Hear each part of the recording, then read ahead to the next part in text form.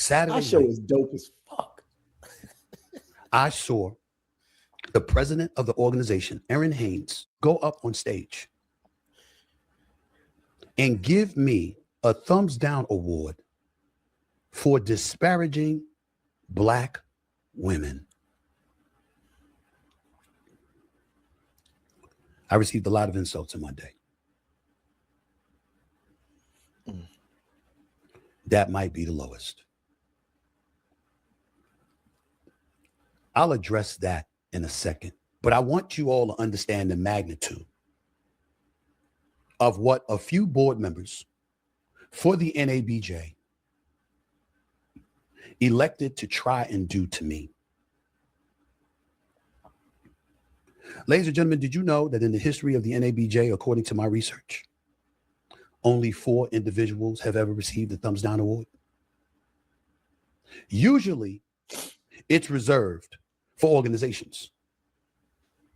But myself, along with founder, owner, and president and CEO of Circle City Broadcasting, Mr. DeJuan McCoy, received it this past weekend, but also Jason Blair, the disgraced New York Times reporter.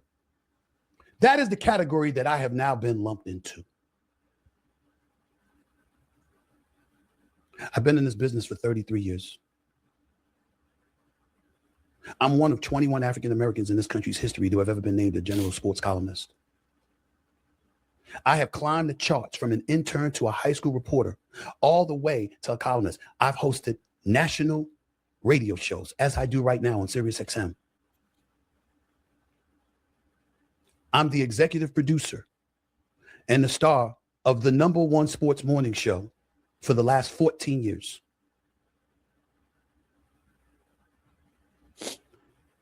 And I'm 5 weeks away from being inducted into the Broadcast and Cable Hall of Fame.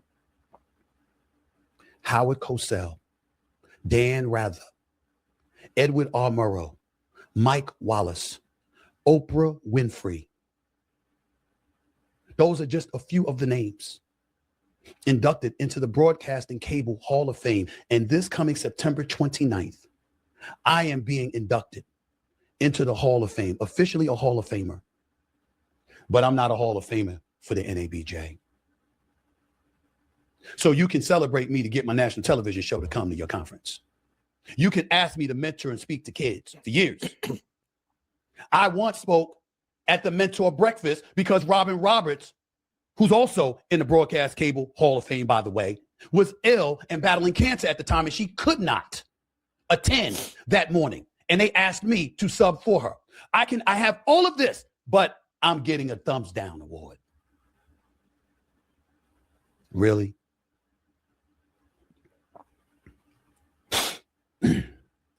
You know, my family didn't want me to do this. My friends didn't want me to do this. They actually said, let it go. You know what else they said? They said, who the hell is the NABJ? Yeah. Me too. You know what my response was? It's the place to help get me started. It's the preeminent Black journalism organization existing. It's the NABJ. And it's important that I recognize that. You've had your troubles in the past, financial issues, dissension amongst the ranks, people battling for their own shine, whole bunch of stuff that has been listed about the NABJ. What I care to recall is the contributions I've heard people bringing up Jasmine Crockett. She was a representative in Texas, representing 766,000 people. Did I sit up there demonstratively asking, why would you curse out the president of the United States with the cameras rolling? How is that going to help you? Yes, I did. Why did I do that? Not only because she's in Texas, and I know they're a little bit different in Texas, a bit more conservative. And I didn't think that would work with her constituency down there. We also saw the issue of redistricting coming up to the forefront. And I said, you have an opportunity to be the Democratic nominee for the United States Senate, representing 31 million folks. And you getting that seat. Why? Because your education. Because of the fact that you're licensed to practice law in Texas and Arkansas and federally. It would have been a great, great thing. I'm like, yo, weave your way through it. Don't let this guy Tellerico win.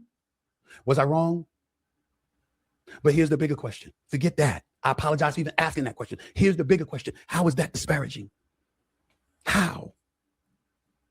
Oh, Stephen A goes after Michelle Obama. She's the one that compared First Take to a reality show. And I use that as an opportunity to say that this marvelous, wonderful woman, who's the greatest first lady in American history, who I have raised and praised and praised and praised time and time and time again, to the point where I said she should run for the presidency because there's no way she'd lose.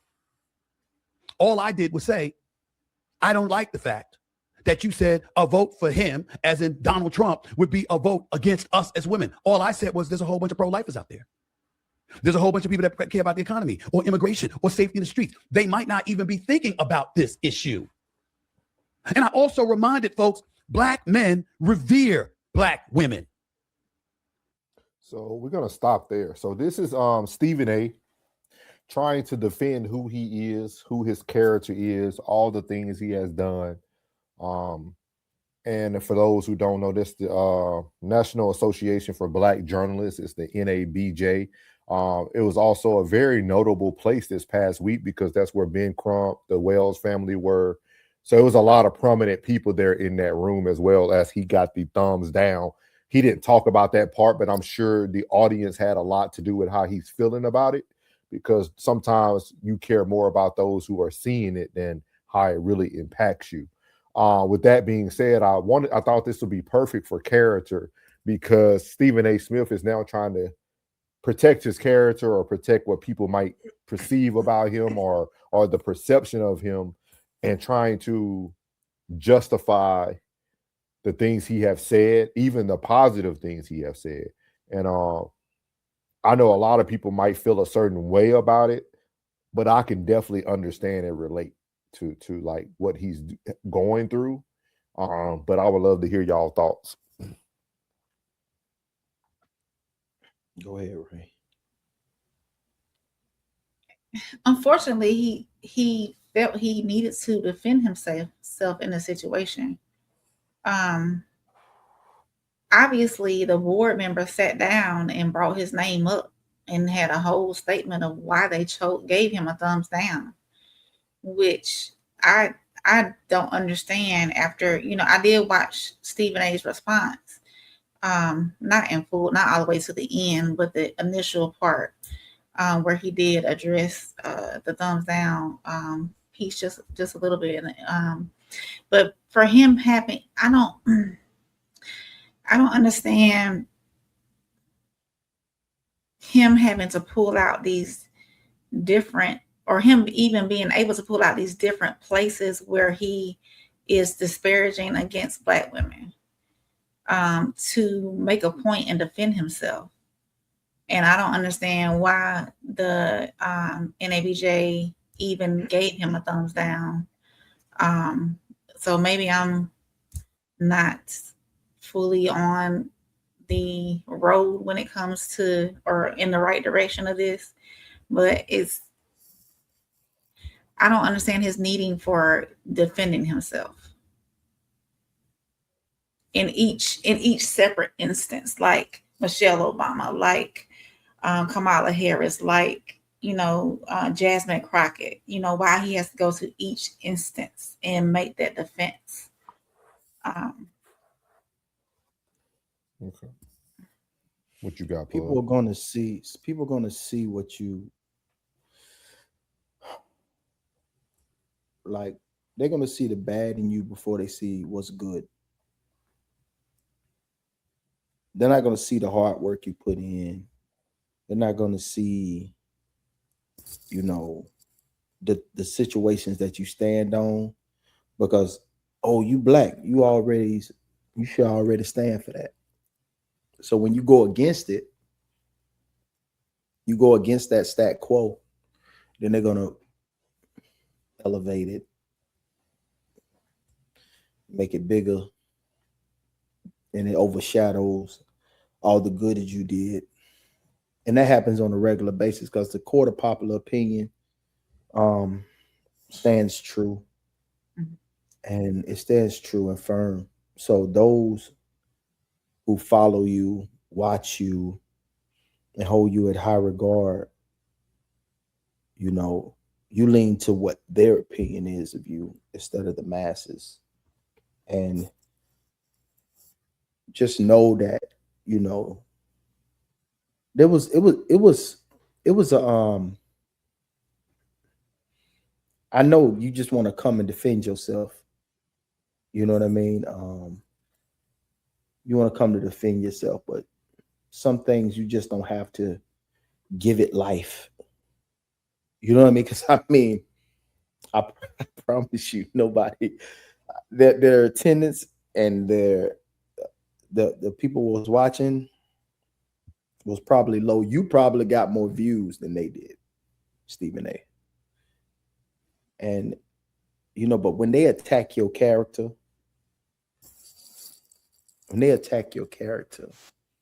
to a man, to a man, that's something. That's something, especially when someone of a lesser, you know, someone you would like on a scale see is like, nah. You know what I mean? You got to be mindful of the things you take stances on and the things you don't take stances on. You got to be mindful of the things you comment on and the things you don't. Because I told you that 80-20, I would wish that it'd be 60-40. It used to be 60-40. Before the court of popular opinion was at the front of the room, it used to be 60-40, but now that 80-20, you got to be mindful. If the room's on 80 and you're in the 20, they're going to do that to you. And when you're in the 80 and they're in the 20, that's when you get highlighted. Yeah. And it's unfortunate. You know what I'm saying? It's unfortunate because nobody sees the behind the scenes. Nobody sees the charity work, the philanthropy, the late nights and early mornings. Nobody sees that. Only there. I don't know. My lens is realistic. You know what I mean? It's just realistic. Yeah. And it's unfortunate. And I definitely agree. And reading this amazing book that Plug first introduced to me called Principles, it actually gives you a great look at yourself. And like you can start putting yourself in certain categories. And Plug just said something, and I'm gonna read y'all two things. The first thing I realized that I'm a hyper realist. And I'm gonna read to you guys what that means. It says understanding, accepting, and working with reality is both practical and beautiful. I have become so much of a hyper realist that I learned to appreciate the beauty of all realities, even harsh ones, and have come to despise impractical idealism. That's where I stand today. That's why a lot of times when those individuals who are watching No Middleman or watching me on another platform, sometimes it might be hard, but I live in the reality of everything. I'm not really shooting for hypotheticals. I'm not looking for facts that nobody did present. I'm giving you real time what's in reality. And I'm hyper fixated on reality because I have seen too many people make decisions off of their thoughts, how they feel, this is what that person told me. And I feel like we're living in a world today where you can lose your life when you're not sitting in reality. And another thing that stood out to me, it falls under cultivating meaningful work and meaningful relationships. It says, be loyal to the common mission and not to anyone who is not operating consistently with it. And I think that is something that we have to start to be able to understand too. When you work in reality, there's going to be a lot of people who can't work with you. See, a lot of people have dreams and aspirations and all these things. And for me, I'm like, well, no, right now you can't, you're not there yet. Like I'm more about, let's talk about where you are today, not where you're trying to get 20 years from now, because 20 years can change what you thought your goals were today. Yeah. But if you're not real, because everybody give us these cliches, be where your feet are, be present, but y'all not really telling people what that looks like, and that looks like hyper realist. When You you're talking about present, when you where your feet are, you see right now in the moment. You're not thinking about tomorrow's podcast. You're not. No, today I have to accomplish this mission. And if you don't have people who are on that same boat, they can't consistently work with you. They can't move forward with you. They can't think with you. Like, and that's one of the things that you have to start understanding. It's a beautiful thing, but it's also a very hard thing to live with because everybody don't live in reality. I would say probably 80% of the world don't live in reality. At 20. It's that. And like, it's so I'm learning a lot about myself in like the midst of like real time situations because I only operate now. Now I have an elephant brain. I could tell you about everything you did in the past and everything and make it all make sense, but that'll take a lot of my time and a lot of investment. So I try to stay in the reality of where I am and be present with where I am. And I think that's one of the things that Stephen A has to understand, right? For all the Black people who are against you, there's 80% other Black people who love your content, love what you do. They're going to keep watching your show every day. They're going to pay towards your thing. This dude got like 6 different shows and they all get millions of views. You're doing something right. Even if they're there to hate on you and see what you're going to say wrong, they're still there. And that's one of the things that I really realize is that people are still there. You're still present. So you either enjoy the entertainment or you don't. Hey, bro. Go ahead. I didn't want to interrupt you while you was trying to land Please, your plane. When you was landing your plane, Penny said exactly. I swear, dog. He said exactly what I wanted to say. Which one? The last one? Yeah. It is. He says, and it's that's it's true, but the so, real is ugly and not marketable to public. It goes against the powers that be agenda. Oh, yeah. Yeah, because not everybody's gonna accept it. They're not. You know what I mean? And the ones that you know deep down in their soul is not like that, and you know that they're not like that. They are the polarizing ones that's in everybody's face, that's driving the masses to destruction. Yeah. You know what I'm saying? They're the polarizing masses, bro. And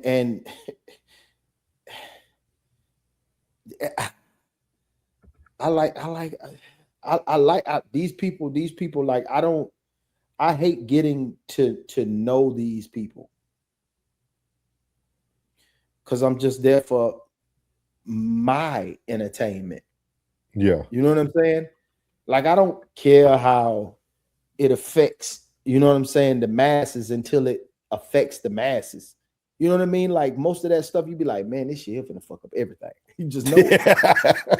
You just know it. You just know it. Like, deep down, you're like, this shit that he is saying right now is gonna drive these. Like, I could just listen. That's why I don't watch State of the Unions. I don't watch any of that because I just know something's gonna be said where it's gonna be like, that boy loading up right now. He finna load up his whole rifle. That man he dying in his bunker right now. He in the back of his garage right now. Everything loaded. I just know. You just know it. And it's deadly, bro. It's deadly. So that's why that he shouldn't even spoke on that. He needs to learn that. He needs to learn that. That everything doesn't need to be attacked or exposed. Everything doesn't need to be attacked and exposed because, you know, it kind of lessens your value. Big time. It lessens your value. Power is built on mystique. Mm-hmm. The less people know, that book serious, ain't it?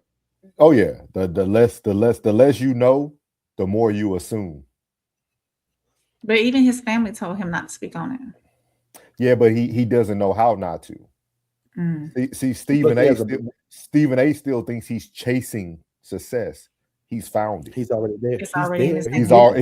He's already there. Like he doesn't have, like, those rooms that don't want you in there. They're just not for you, and it's okay. Like Like when I tell you that the moment that Skip was gone and he was there, biggest win ever. Yeah. Biggest win ever. Yeah. And the moment that Shannon left Undisputed and got those 93 million views, he was there. Yeah. And they still chasing that invisible bullet. And I think him speaking actually affects his character more than it helps his character. Because when you speak, it allows people to now use what they said against you. They're gonna, because they're listening to his whole hour dialogue, they're only gonna hear the parts that make them feel justified. And that's something I had to learn too. Like, people will only hear what justifies their perception or their opinion. They would never read the whole thing. That's why people go viral on clips and not full live streams. Yep. Because your clip might say something, but the live stream will show that you actually went against what your clip said. Yeah. So we live in a world today where everything's clipped. Just clip. Little small pieces of information versus the whole picture. Yeah, Rain could say she hate black tennis shoes, but if they only say, "Oh, I hate black," oh, that's a white lady that says she hates black. Yeah. They never watch the rest of the clip. I see it all the time when I'm responding to people on our clips. I be telling, "Hey, please go watch the whole show." Yeah. like they got a whole different concept. Like, please go watch the whole show. Like, that is not what you got out of that. But again, man, I thought it was just a great avenue to talk about character. And we're going to talk about it in so many different levels. We're going to get to these chats. And then this next one, I think is going to be very interesting to y'all. Very, very interesting. In my opinion, it was interesting. So hopefully you guys enjoy it. But here we go. What we going to start? Yeah, here we go. Miss V said, Marty. Oh, Marty said she was crying, not raining, but crying. Same thing. Miss V said, plug on fire. That's how I'm interpreting it. Kelvin said, glad I brought a smile to y'all's faces. Indeed. We appreciate you, Kelvin. Mrs. V said, plug. Yes.